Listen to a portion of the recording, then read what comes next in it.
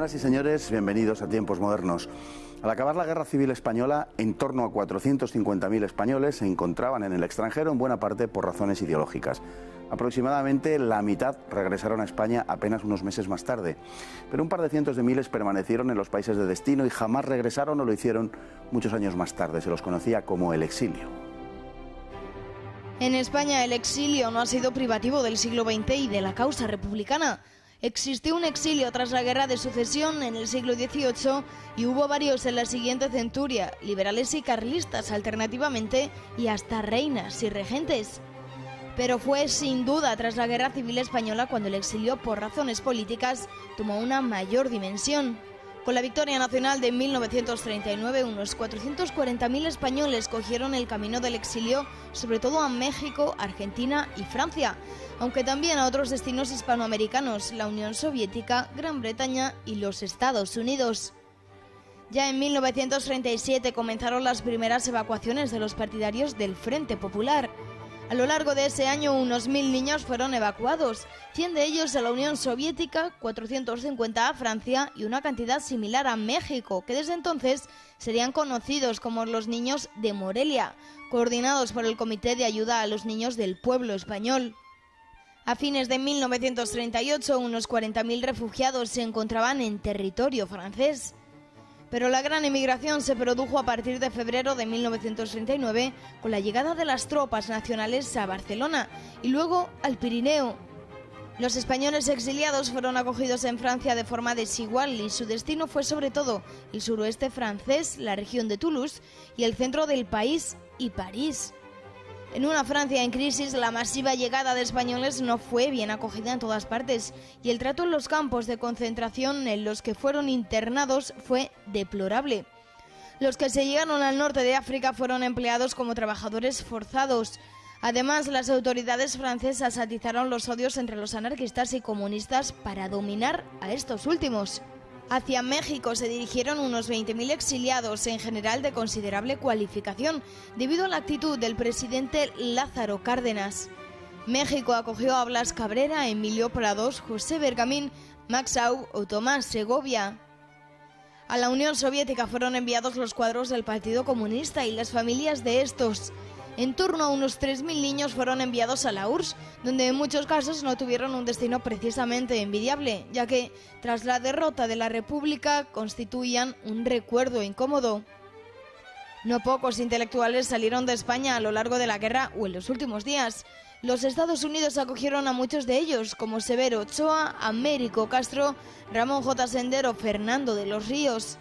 Argentina, por su parte, recibió a Manuel de Falla, Amado Alonso y Rafael Alberti. No es extraño, pues, que la presencia de eximios intelectuales entre los exiliados haya creado una especie de mitología del exilio.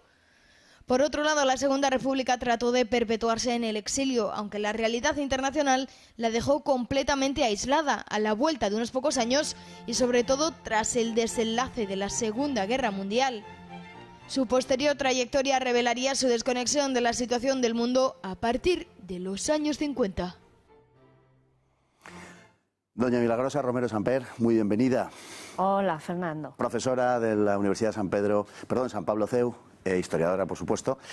Bueno, vamos a hablar con ella del exilio. Es autora de este libro, La oposición durante el franquismo, el exilio republicano, publicado por Encuentro hace ya unos años, que es un libro que recibió en su momento una acogida francamente buena y positiva porque, bueno, trataba el tema del exilio de una manera en gran medida novedosa, y a él nos vamos a referir en buena parte de lo que vamos a hablar hoy. Bueno, en primer lugar, digamos que el exilio, aunque siempre que hablamos del exilio nos referimos a él, parece que estamos hablando del exilio de 1939, sin embargo es una constante, podemos decir, en la historia española de los últimos 200 años e incluso más. Por no decir que es una constante en la historia de la humanidad. Eso es. Empezando por Moisés con los israelitas atravesando el Mar Rojo. Pero sí, circunscribiéndonos más a España y a su entorno inmediato, no tenemos que olvidar, bueno, el primer gran éxodo de la historia contemporánea parte con el escopetazo de salida de la edad contemporánea, que es la Revolución Francesa, cuando ya tenemos masas de emigrados franceses que vienen a España, la España de Carlos IV, para gran alarma del conde de Floridablanca, entre otros, ¿no? Y luego ya, pues, a raíz de la Guerra de la Independencia, y de 1814 se produce el exilio de los afrancesados y de los liberales. Y esto va a coincidir en toda Europa de la Restauración, pues el exilio de los liberales, principalmente a países pues como Inglaterra y como Francia, ¿no? Hay colonias de españoles en Londres, como José María Blanco White es uno de sus representantes, y también de italianos liberales que habían huido del Reino de Nápoles, etcétera, pues como el padre del famoso pintor Dante Gabriel Rossetti, por ejemplo.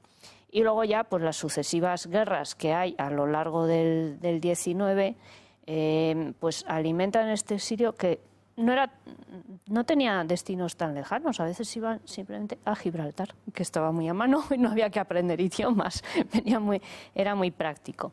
Y luego ya tenemos otros exilios muy importantes para el de la guerra de 1936-39, que van a ser los que se producen en las repúblicas hispanoamericanas, porque van a sentar lo que va a ser el derecho de asilo que se va a aplicar en las embajadas, por ejemplo. A eso quería llegar. Precisamente el primer exilio que se produce en la Guerra Civil Española se produce sin necesidad de salir de las fronteras, por decirlo de alguna manera, o saliendo de las fronteras, mejor dicho, que representan las embajadas por su estatuto de extraterritorialidad que tienen en el territorio nacional. Son los refugiados de las dos zonas que se acogen por ser de significación contraria a la zona en la que se encuentran en las distintas embajadas. Madrid fue un ejemplo bastante, bastante evidente en cuanto a que los simpatizantes del bando nacional entraron en gran número en embajadas en embajadas extranjeras, lógicamente, para refugiarse de la persecución del Frente Popular. Así es, números además masivos. Un buen ejemplo de ello fue la Embajada de Chile, cuyo titular era Aurelio Núñez Morgado, y él, al igual que otros diplomáticos, lo que hacen es habilitar pisos bajo bandera del país correspondiente para ofrecer asilo a personas por motivos simplemente humanitarios, personas cuya vida está en peligro, ¿no? Un caso muy clamoroso fue el de Cristóbal Colón, duque de Veragua, descendiente directo de Cristóbal Colón, el descubridor de América, que fue asesinado, y esto causó una conmoción internacional impresionante, ¿no? Entonces hay países que reciben hasta 2.000 exiliados, como el caso de Chile, Perú 500, en fin, todos excepto un país, la Unión Soviética, que desde el principio se niega a aplicar el derecho de asilo. ¿Por qué será? No sabemos. Y otro caballo de batalla de estas embajadas, consulados, fue mantener la seguridad de esos locales, porque recibían constantes amenazas de las milicias y ellos se veían obligados a recurrir al gobierno republicano y una y otra vez solicitando policía, solicitando vigilancia para proteger estos lugares, con gran reticencia de las autoridades, de manera que ellos mismos tenían que pagar de su bolsillo a estos guardias para que no atacasen las embajadas. Y luego hay otro contingente curioso de exiliados en las embajadas en noviembre del año 36, cuando las tropas de Franco se acercan a Madrid y parece ya inminente su entrada, se produce la salida del gobierno republicano a Valencia, se produce la masacre de Paracuellos del Jarama, justo el 7 de noviembre, el mismo día, pues hay muchos republicanos que ante el temor de lo que les puedan hacer los nacionales al entrar, también se refugian en las embajadas. Y entonces tienen que convivir con sus enemigos políticos, dando lugar a situaciones bastante divertidas. Aunque el gran exilio, indudablemente, es el que protagonizan los distintos miembros de partidos y organizaciones del Frente Popular o republicanos en 1939, sin embargo, el primer exilio en Francia también es anterior a esa fecha y lo protagonizaron justamente los nacionales que huían de sus enemigos en los primeros momentos de la guerra. Así es, claro. Luego con la intención de incorporarse de nuevo a zona nacional, igual que las personas que estaban en las embajadas y que son evacuadas. La política de todos estos países de refugio era evacuar cuanto antes a los asilados, claro, porque además empiezan a producir asaltos a las embajadas. A principios del 37 algunos cierran, tienen que dar salida a aquello como sea. En Inglaterra da salida a 20.000 personas. En fin, entonces los que están en edad militar, pues su objetivo evidentemente es pasar a la zona nacional y reincorporarse a filas. Los republicanos, los protagonistas del gran exilio, podemos decir, del año 39, que pasan la frontera y que se establecen en Francia, en una gran parte de casos fueron tratados de una manera absolutamente deplorable en los campos de concentración franceses, porque eran campos de concentración, en sentido estricto, y el trato que recibieron, como digo, fue particularmente vejatorio en muchísimos casos. Bueno, eso además abundan los testimonios, las memorias, por ejemplo, por citar uno entre muchísimos, Carles Fonseré, que era un famoso dibujante que hizo carteles de propaganda para el Frente Popular, y lo cuenta de primera mano, ¿no? Es que primero, por ejemplo, la playa famosa de Argel-sur-Mer, les ponen en una playa directamente sin ningún tipo de refugio, ellos se tenían que cavar ahí unos hoyos, una especie de trincheras para dormir, sin ningún tipo de servicio higiénico ni nada, custodiados por unos guardias sudaneses que eran tremendamente crueles, que les pegaban cada 2 por 3, y luego ya construyen una especie de barracones, les ponen una bomba de agua, pero aún así es agua contaminada con disentería, mueren muchísimos de estas enfermedades, les daban de comer a lo mejor un trozo de bacalao salado sin desalar ni nada, o les daban una lata de sardinas pero sin la llave para abrirla, cosas de este tipo, ¿no? Y claro, esas condiciones tan deplorables hacen que muchos prefieran irse a trabajar como voluntarios a fábricas alemanas o francesas, porque estaban pagados, estaban acogidos en familias, y luego se volvían con cestos llenos de comestibles para sus familias en Francia, ¿no? Y eso que Francia era un país afecto, digamos, al Frente Popular y se ha puesto de su lado. Llama la atención a este respecto algo que sucedió durante la Guerra Civil Española en el bando republicano, y era la evacuación de niños. Hubo varios contingentes de estos niños destinados, algunos a México y una gran parte a la Unión Soviética. Sí, pero no solo. Podríamos decir, estos son los grupos más famosos, los niños de Morelia, sí, que son unos 500, los niños de Moscú, en términos genéricos Moscú, aunque no fue solo Moscú, no llegan a 4.000, y luego los niños vascos, que no solo eran vascos, también eran procedentes de Asturias, de País Vasco, pues cuando estos van sobre todo a Francia, a Bélgica y a Gran Bretaña, ¿vale? Entonces, hay mezclados ahí varios motivos, ¿no? En el caso de los niños vascos, viene a veces la oferta de organizaciones humanitarias, religiosas, de los cuácoros, del Ejército de Salvación, etcétera, y oficialmente es salvar a estos niños de los bombardeos, de los azares de la guerra, etcétera, etcétera, ¿no? Pero también hay un componente propagandístico que se ve muy bien en el caso de los niños de Moscú, de los destinados a la Unión Soviética, o en el caso de los niños de Morelia, acogidos por el presidente Cárdenas de ideas socialistas, ¿no? Y era presentarles pues como víctimas del fascismo, de los bombardeos, de la barbarie fascista, etcétera, etcétera, etcétera, ¿no? Y de manera que pasó lo que pasó, que una vez que desaparece el peligro de sus zonas de origen, por ejemplo, pues del País Vasco, ya cae Bilbao, ya se pacifica toda la zona o ya termina la guerra, en los otros casos, las autoridades de estos países son reacias, o el gobierno republicano, en el caso de los niños vascos, es reacio a la repatriación, no deja que sus familias lo reclamen y que vuelvan a España.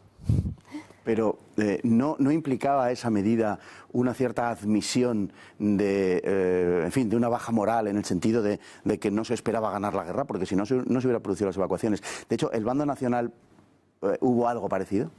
¿De evacuación de niños? No, porque además tengamos en cuenta también el mapa de la guerra en la zona nacional. Tal como está de partida, no es necesaria ninguna evacuación de ningún tipo, ¿no? Es en las zonas de frente según va avanzando la guerra. Y al contrario, la política de las autoridades franquistas es siempre, siempre, siempre recuperar a esos niños, devolverlos a su hábitat nacional. Cosa en la que coincide, por cierto, Tedeschini y, la política del Vaticano, que se afana muchísimo por reintegrar a sus hogares a los niños refugiados en Inglaterra, en Bélgica, en Francia, para gran irritación del gobierno vasco o del gobierno republicano, que los saca a estos niños en manifestaciones, en mítines, etcétera, etcétera, ¿no? Lo que sí, claro, hace el gobierno franquista es a los niños que consigue repatriar, recibirlos pues con un gran aparato propagandístico como triunfo, porque además pues así los han librado de ser víctimas de un adoctrinamiento en sus familias de acogida o en su país de destino, de un lavado de cerebro marxista, etcétera, etcétera. Claro, hubo un gran contingente de niños primero, pero también de adultos que se exiliaron en la Unión Soviética. En general, ¿qué fue de ellos? Pues habría que distinguir, porque es que hay una variedad de situaciones también que nos dan libros de memorias. Entonces, por un lado están los niños, por otro están los adultos, que pueden ser pues desde la cúpula del Partido Comunista, que son los privilegiados, pues Lister, la Pasionaria, etcétera, etcétera, privilegiados en un primer momento y no privilegiados en un segundo, como José Díaz, sí, defenestrado textualmente por Pasionaria. Y después otro contingente de españoles, pues que, por ejemplo, los pilotos republicanos que habían ido a recibir entrenamiento a la Unión Soviética, que les pilla ahí el fin de la guerra y no pueden volver a España. Y casos de este tipo, que tampoco es que fueran militantes comunistas exactamente, pero pues les atrapa el fin de la guerra y ya no van a poder salir.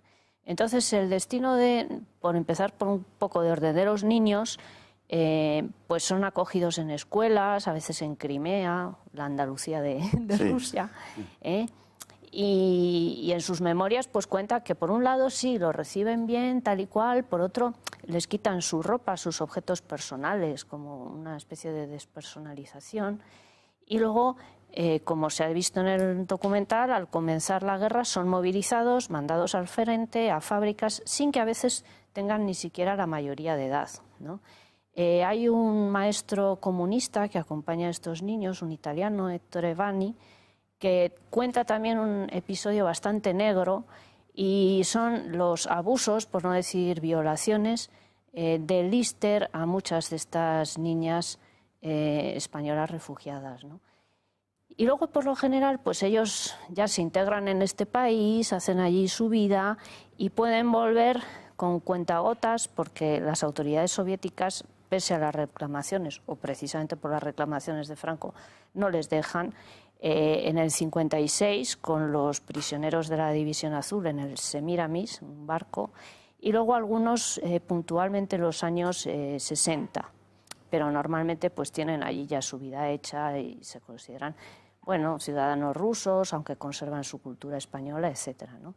Y respecto a los adultos, pues desde luego la cúpula comunista se acomoda allí y vive fenomenal, mientras que esa otra masa pues sufre todas las contingencias de la guerra, de la propia represión dentro del Partido Comunista, de sus procesos internos, y las condiciones pues a veces muy penosas, ¿no? Tenemos el caso de un piloto de estos que he dicho, José Antonio Rico, que cuenta sus memorias, y su afán era irse no ya a España, que era republicano, él quería irse a México, ¿no? Y sufrió muchísimas penalidades hasta conseguirlo. O bueno, casos famosos como el campesino que se fuga de un gulag en Siberia, pasando por Turquía, y Irán, unas peripecias también, tremendas, ¿no? Digno de una película o de varias. Sí, verdaderamente. Bueno, nos han quedado un par de aspectos que podemos, si le parece a usted bien, dejar para otro momento, que son el de las peleas internas dentro de los republicanos que se exilian, que creo que es bastante fascinante, efectivamente, y luego también un aspecto muy importante que es el de los intelectuales que se exilian y que prestigiaron también el exilio, dando quizá una imagen que no se correspondía exactamente con lo que fue el exilio, pero en fin, que creo que son temas que debemos tratar en un programa aparte, si lo tiene usted a bien. Le agradezco enormemente su presencia esta noche con nosotros. Muchísimas gracias, doña Milagrosa. Gracias, Fernando. Y a todos ustedes igualmente por estar ahí cada día, y hasta el próximo programa, si Dios quiere.